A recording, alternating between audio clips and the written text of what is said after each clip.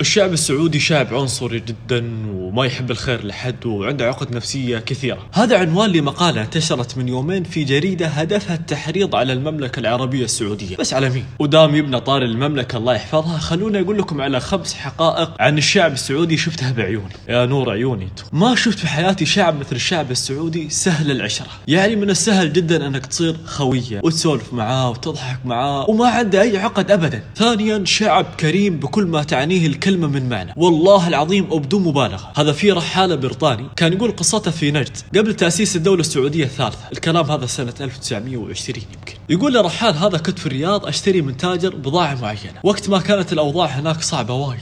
قال التاجر عرض علي البضاعة بسعر معين، انا اعطيته سعر اقل فقاعد يكاسرني واكاسر ويكاسرني ليه ما اعطيته السعر اللي هو يباه. والتاجر هذا ما كان غني، كان شخص على قد حاله، فخلصت من عنده الا ويشوفني هو نفسه في الليل. قال لي ها وين رايح؟ قلت والله بروح بيتنا. قال لا عشاك عندي اليوم. قلت له يا ابن الحلال. قال والله انك تتعشى عندي الليله، والله ويجيب خروف كبير ويعشيني عليه. اكتشفت بعدين ان فلوس الخروف ما هي الا فلوسي اللي اعطيتها اياه اليوم الصبح. ثالثا الشعب السعودي شعب فزعه، وحتى لو ما يعرفك والله بيفزع وياك وبيوقف في ظهرك وبيكون لك سند.